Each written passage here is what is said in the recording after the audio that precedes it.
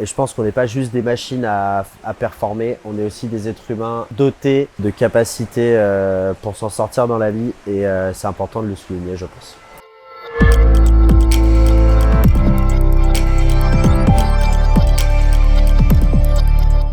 Bonjour, je m'appelle Alexis Gendard, membre de l'équipe de France de plongeon et je suis représenté par Sport Model. J'ai commencé le plongeon, j'avais 15 ans. Avant ça, je faisais de la gymnastique à haut niveau. Je voulais rentrer en structure de haut niveau, ça n'a pas fait. Je me suis orienté vers une discipline acrobatique. C'est tombé sur le plongeon et aujourd'hui, ça va faire 12 ans que je fais ça. J'ai participé 2 fois aux Jeux Olympiques et là, je suis en lice pour les futurs Jeux de Los Angeles. Mon sport, c'est 2 hauteurs aux Jeux Olympiques, la hauteur de 3 mètres avec un tremplin qui rebondit et la plateforme de 10 mètres qui est en béton, qui ne bouge pas. Il y a une discipline masculine, féminine, combinée à des épreuves synchronisées. Il y a 7 juges qui vont nous noter de 0 à 10. On va enlever les 2 plus grosses et les 2 plus petites, ce qui va nous rester 3 notes et on multipliera par le coefficient de difficulté du plongeon qu'on présentera. Ça nous donnera un total final. On aura 6 plongeons pour les garçons, 5 plongeons pour les filles. En gros, voilà dans les grosses lignes un peu la discipline du plongeon, comment ça se passe en compétition. On s'entraîne à haut niveau 2 fois par jour, tous les jours, avec des temps de pause par-ci par-là, le mercredi après-midi pour moi, le samedi après-midi et le dimanche je m'entraîne pas. C'est comme un boulot, hein. Je me lève le matin, je fais ma journée, je fais ma matinée, je vais manger, je refais mon après-midi et après c'est la fin de journée. On coupe là ça, tout ce qui va être séance du kiné, repos. Chaque séance qui peut durer 2h30, 3h comme ce matin, on va diviser en 2 la séance avec la partie à sec où il y aura tous les tapis, les tremplins, le côté un peu gymnastique, trampoline. Et après, on vient dans l'eau pour faire les pirouettes. Et là, on travaille beaucoup plus la technicité, l'entrée à l'eau, le plongeon pur finalement. Le fait de faire beaucoup de répétitions sur les mêmes mouvements tout le temps, on va solliciter des parties du corps, que ce soit les épaules, le dos, la nuque, les cervicales, tout ça. Maintenant, quand on saute à 10 mètres, c'est surtout l'impact dans l'eau qui est très très puissant. En fait, l'impact, il tasse tout, que ce soit les vertèbres, les lombaires, les coudes, les poignets. C'est pour ça qu'on fait de la préparation physique, la musculation. C'est pas pour avoir des corps athlétiques, mais vraiment pour se protéger de l'entraînement. Je me suis fait opérer du poignet, de l'épaule, du tendon, de la cheville. C'était des blessures d'usure, c'est à cause de la répétition. Il faut privilégier aussi le soin de son corps et la récupération. C'est sûr que si je me blesse 1 fois par an, c'est pas possible. Et en fait, revenir après une blessure, c'est très stimulant, c'est très motivant parce qu'on reprend de zéro. Moi, je trouve ça toujours très intéressant. Mais à répétition, si on peut l'éviter, c'est mieux. Et je suis pas du tout pour prôner la blessure dans le sport, donc voilà. Les jeux, c'est, on le rêve, on le vit, on se dépasse pour ça. Pour moi, c'est quelque chose de très très fort. Et quand je vois cette dynamique et cet engouement qu'il y a pendant cet événement, je suis très très fier de pouvoir y participer. Et en plus, voilà, chaque nation se bat pour être le meilleur. Donc porter haut les couleurs du drapeau pendant les compétitions à travers mon sport, moi c'est ce pourquoi je me lève le matin, tout simplement.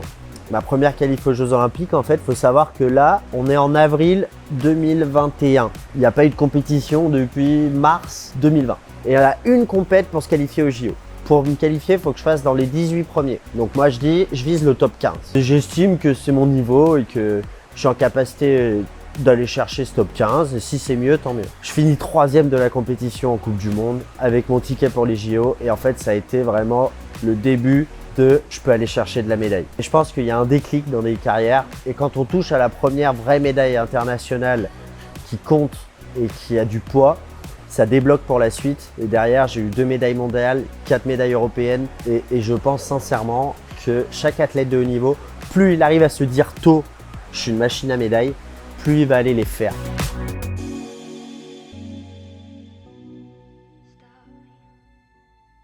Entre les Jeux de Tokyo et les Jeux de Paris, ça faisait 6-7 ans que j'avais pas soufflé, que j'étais en non-stop tout le temps. J'ai eu besoin de prendre du recul. J'ai pris mes affaires, je suis rentré chez moi à 8 mois. Ma coach m'a dit allez, c'est le moment, fonce te reposer. Et j'ai pris ce temps pour construire déjà l'après parce que quand le sport s'arrête, faut pouvoir rebondir parce que c'est souvent assez difficile psychologiquement. Donc j'ai commencé un peu à préparer ça et aussi souffler, tout simplement revenir avec un plein d'énergie pour les Jeux Olympiques de Los Angeles. Et donc là, c'est bon, je suis hors d'attaque.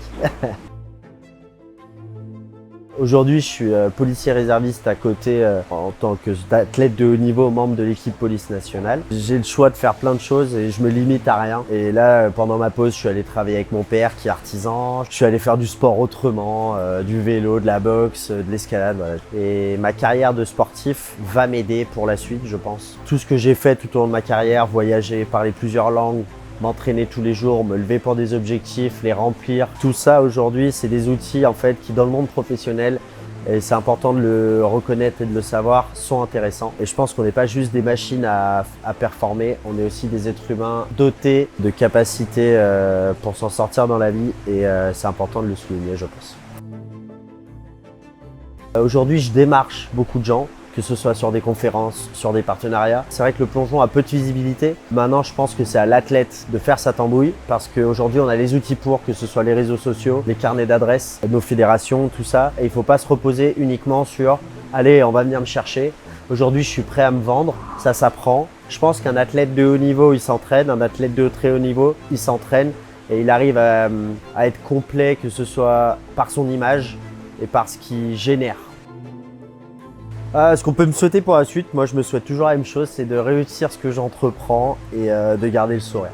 Voilà, j'espère que vous avez kiffé, c'était l'entraînement de plongeon pour Sport Models, à bientôt.